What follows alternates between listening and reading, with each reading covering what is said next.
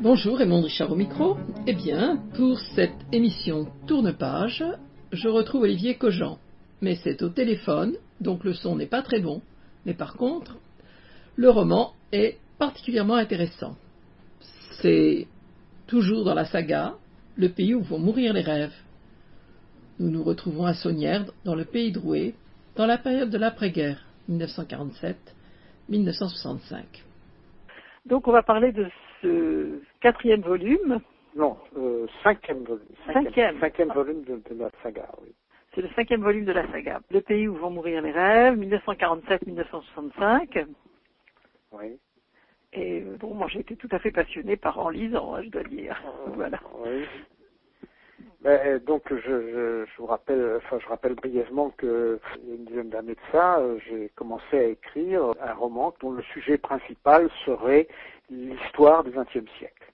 Donc le premier roman est sorti en 2015, donc il portait sur la période de 1898-1914. Le deuxième couvrait la période de la guerre de 1914 jusqu'au début des années dites folles. Le troisième couvrait l'entre-deux-guerres et le quatrième racontait un peu la Deuxième Guerre mondiale. Et donc celui-ci couvre l'après-guerre, toute l'histoire de la Quatrième République et le début de la Cinquième République. Donc, la saga, c'est une histoire familiale qui raconte la vie de deux familles à Saunières tout au cours du XXe siècle. Alors ce qui m'a intéressé le plus particulièrement dans cette partie 47-65, bon alors c'est aussi peut-être la période où j'étais jeune, où je suivais l'actualité, j'ai eu l'impression vraiment de parcourir un livre d'histoire de façon tout à fait différente. Ce qu'on apprend dans les livres d'histoire prenait cher, que les personnages font retrouver le fond historique et l'histoire de chacun renvoie à une réalité différente et c'est vraiment une fresque. C'est mon objectif de départ, c'est-à-dire qu'il y a de remarquables ouvrages sur la période, d'ouvrages d'historiens. Voilà, je pense à la monumentale histoire de Georgette Léger, qui raconte toute l'histoire de la Quatrième République dans le détail. Et moi, j'ai voulu, au contraire, par le biais du romanesque, exciter l'imaginaire un petit peu et avoir une approche différente, avoir une approche, comme vous dites, plus charnelle de notre histoire et de notre histoire proche, puisque moi aussi, j'ai vécu dans ces années-là.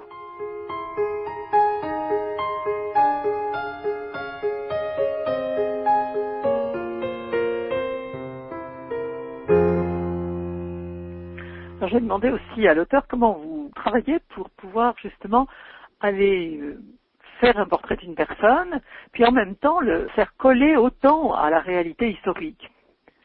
C'est-à-dire que je lis énormément, j'ai lu beaucoup sur toute l'histoire du XXe siècle.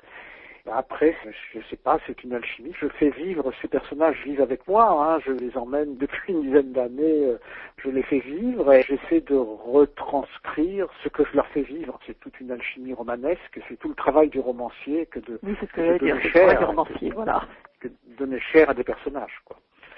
Oui, c'est vrai, mais quelques-uns étaient plus vrais que nature et puis c'est un peu l'éventail. Ça n'est pas que je sais pas moi, les gens du Parti communiste ou que les anciens de la guerre d'Espagne, que ceux qui sont revenus de Ravensbrück, mais c'est vraiment tous. Et au travers aussi de leur famille, des sentiments qu'ils ont les uns vis-à-vis des autres, enfin, de la complexité, il y a non seulement l'alchimie historique, mais il y a l'alchimie romanesque. Et puis aussi, bien, alors disons, cette émission passe en Eure-et-Loir, et c'est tout à fait intéressant parce qu'on imagine très bien, les gens se promenaient au bord de la Blaise, les gens allaient à Fontaine-les-Ribourgs, on est enraciné dans un terroir.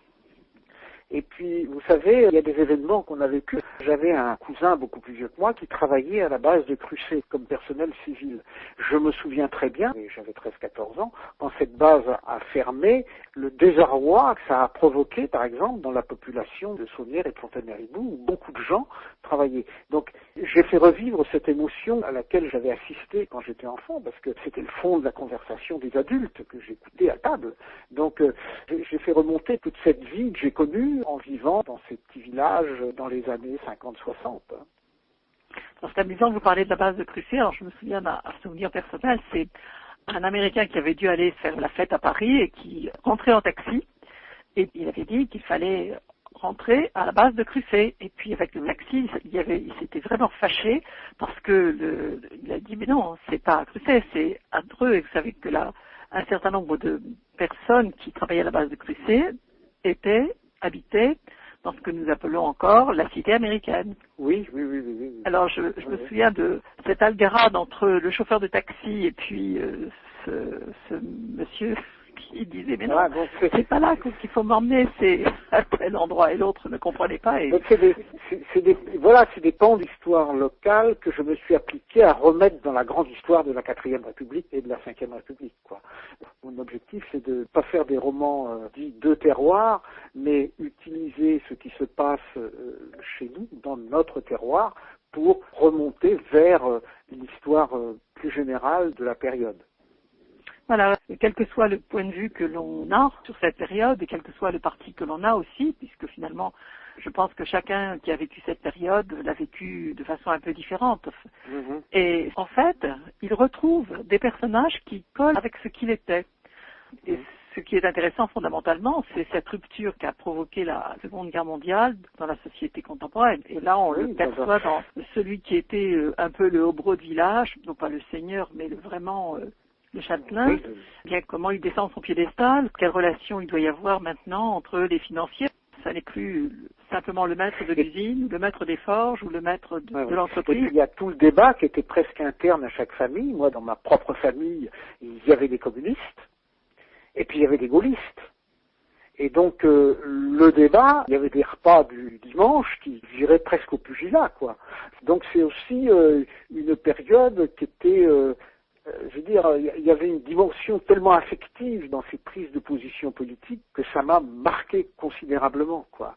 Je me souviens d'un oncle qui était communiste, c'était sa famille, on ne touchait pas aux communistes, quoi, parce que c'était profondément ancré. Et puis les gaullistes, c'était pareil, les gens qui vouaient une espèce de culte au général de Gaulle dans ces années-là, c'était, voilà. Donc j'ai essayé de faire revivre ce passé lointain. Et rencontrer des publics, parce que j'imagine que de temps en temps vous faites une opération chez les libraires et que vous rencontrez des publics. Ce sont des personnes plutôt âgées pour qui ça évoque leur jeunesse, ou est-ce qu'il y a aussi les plus jeunes qui se disent mais moi ça m'intéresse cette période. Enfin, Alors, voilà, ça a beaucoup évolué. Au début, les 2 premiers tomes, donc on était sur la Belle Époque, enfin l'époque dite Belle Époque, et puis sur la guerre de 14. Et donc, il y avait un aspect mémoriel. Tous les gens qui venaient voir, quel que soit leur âge, avaient soit un grand-père, soit un arrière-grand-père, soit un arrière-grand-oncle, qui avait fait la guerre de 14. Et il y avait un dialogue qui s'instaurait autour de cet aspect vraiment mémoriel. Et puis, au fur et à mesure que j'avançais dans le temps, je me suis trouvé avec des témoins directs. Donc là, malheureusement, avec le confinement, j'ai pas encore d'expérience de confrontation au public avec ce 5e tome, puisque il est sorti au tout début du confinement, et donc voilà, depuis, je sais pas ce qu'il devient. Mais souvent, les gens s'identifient à l'époque. Donc je pense que oui, j'ai plutôt des gens d'une génération entre 45 et 65 ans. Oui, des gens qui s'identifient tout à fait à la période et qui retrouvent... s'identifient à la période.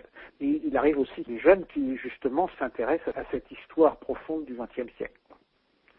Alors, à la fois, c'est cette histoire charnelle, si j'ose dire, d'une époque, et puis en même temps, c'est des sagas personnelles. Il y a aussi l'histoire romanesque de tel ou tel, et puis aussi comment, à cette période, il y a eu des ruptures avec la morale, si j'ose dire, la morale... non pas la morale ancienne, mais voilà. Et il y a des personnages, justement, qui symbolisent tout à fait cette rupture, à tâtons, ils avancent pour voir, peut-on dire, Peut-on annoncer ce mariage? Peut-on? Et ça, j'ai trouvé que c'était vraiment d'une justesse et quelque chose qui m'a beaucoup plu. Y compris aussi les échos de la guerre d'Algérie, les échos de ce général de Gaulle qui revient. Puis alors, ces milieux journalistiques où on raconte, où on écrit, où on confronte, et comment aussi la plume du journaliste, disons, écorche un peu la réalité, ou la transforme, ou enfin, de toute façon, le fait de l'écriture, automatiquement, la transforme. Oui, oui. Mais je reste convaincu que, quelle que soit la période envisagée, il n'y a pas d'approche historique sans une excitation de l'imaginaire. Il n'y a qu'à voir, moi j'ai des petits-enfants, tout ce qui touche au château fort, ça voilà, bon, c'est extraordinaire. Donc je pense que moi je me suis appliqué à susciter l'envie de se replonger, de rêver un peu ce XXe siècle, tout en étant très proche de la réalité historique, quoi. C'est un peu mon objectif, et l'objectif de ce que je dirais être au sens large le roman historique. Alors, le roman historique ne se contente pas de raconter les faits, il essaie de provoquer une réaction à la fois sentimentale et éventuellement de recherche sur une période donnée, quoi.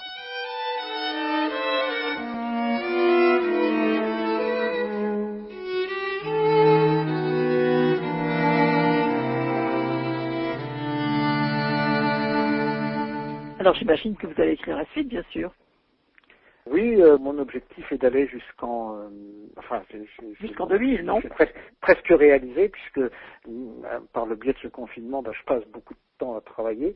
Donc la saga s'arrêtera au mois de novembre 1989 avec la chute du mur, puisque le mur tombant, c'est en fait la fin de la guerre de 14. La guerre de 14 a provoqué tout un tas de bouleversements, tout un enchaînement d'événements, etc., etc. Et on peut considérer qu'en 89, on clôt le chapitre du XXe siècle. Et on ouvre effectivement un nouveau chapitre. C'est pas la fin de l'histoire, il n'y a pas de fin d'histoire. Mais pour moi, mes personnages arriveront, ils auront parcouru un cycle complet, un chapitre complet de la longue histoire des hommes, quoi. Voilà. Alors c'est vrai que le temps c'est cool pour notre émission, mais par exemple, j'ai imaginé ce qui pouvait se passer dans le couloir d'une institution religieuse lorsqu'il y a la visite faite à Paul. Et je me suis dit, mais comment avez-vous aussi imaginé ce genre de choses? Parce que, bon, on voit bien les problèmes de ceux qui sortent parce qu'ils ont été mis en prison à perpétuité parce qu'ils ont collaboré, ou bien...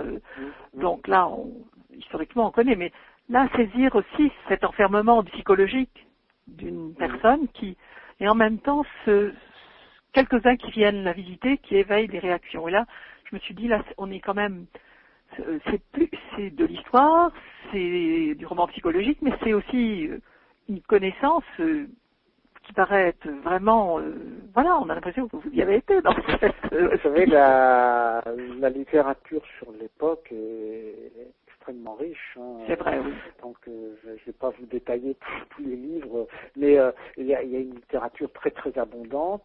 Et puis, j'ai eu l'occasion de rencontrer, il y a très longtemps, un monsieur qui avait fait de la prison après la guerre pour fait de collaboration. Donc, tout ça... une vraie imprégnation. Tout ça infuse, si je puis dire, pendant des années. Moi, je considère que la saga, j'ai commencé à l'écrire quand j'ai commencé à lire, quoi, quand j'ai commencé à m'intéresser, quand j'ai commencé à structurer mes lectures, quoi, on va dire à l'adolescence. J'ai commencé à structurer mes lectures. Tout ça, c'est... Voilà, il y a une longue maturation qui fait qu'on arrive petit à petit à savoir exactement ce qu'on veut écrire, quoi, et ce qu'on veut transmettre. Eh bien, j'espère que nos lecteurs auront autant de plaisir que moi à faire cette émission, mais surtout à lire le livre que vous avez écrit. Voilà, merci Olivier Cogent de parler pour Radio Grand Ciel de ce pays où vont mourir les rêves. Merci aux beaucoup. auditeurs, je dis bonne semaine à tous, au revoir. Au revoir.